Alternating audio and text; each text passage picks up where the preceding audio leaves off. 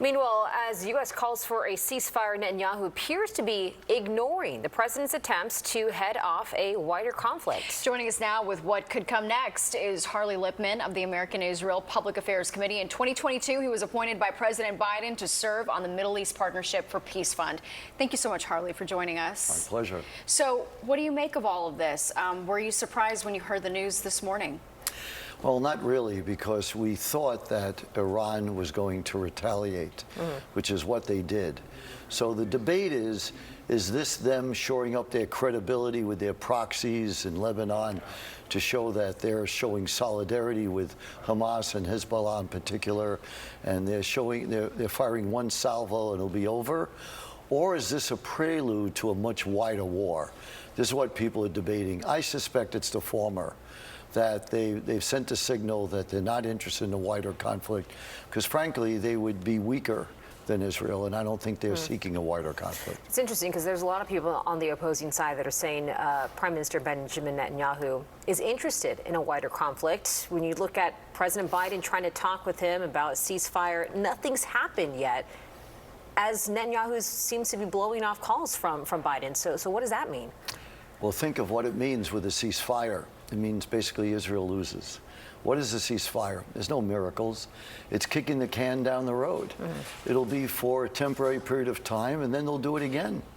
There was a ceasefire after the last attack from Iran in April, and Biden asked Netanyahu to take the win, and Israel had a really weak response to Iran, and here we go. And this is double the size of the last time. So if you really want resolution is achieved in warfare, not around the negotiating table, unfortunately, but it's achieved on the battlefield. One side loses and the other side wins. And that's how you have peace in the end. What's the U.S.'s role in all of this? Because last time U.S. imposed sanctions against Iran, what do you think we could see this time around? Snapback sanctions. It was relaxed in this administration. The United States and Israel is sitting around right now thinking, how should Israel respond, and America as well? And what I hope they're realizing is that unless they make the price so high, Iran will do it again. They've said so. And the same thing with Hezbollah. So Israel has no choice. They've been attacked. It's a sovereign nation. This isn't some terrorist group attacking Israel.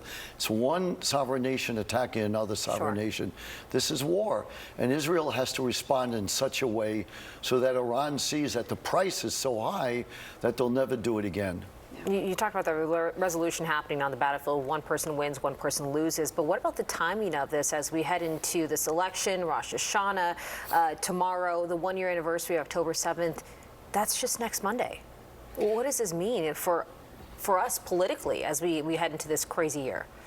Well, this is actually good timing, believe it or not, because Biden is somewhat of a lame duck president, so it's easier for Israel to do things. And I hope this administration allows Israel to do what they need to do, because at the end of the day, you can't deal with Iran in terms of conflict management.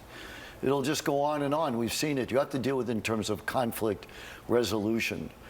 So the only way to really have a good outcome out of all this is we have to show support for the Iranian people, and we have to help regime change, so there's a regime that cares about their own people and that's willing to live in peace with their neighbors. Yeah, and that is something that Netanyahu alluded to as well. All right, Harley Lippman, thank you so much for joining us. Appreciate it. Thank you. Thank you.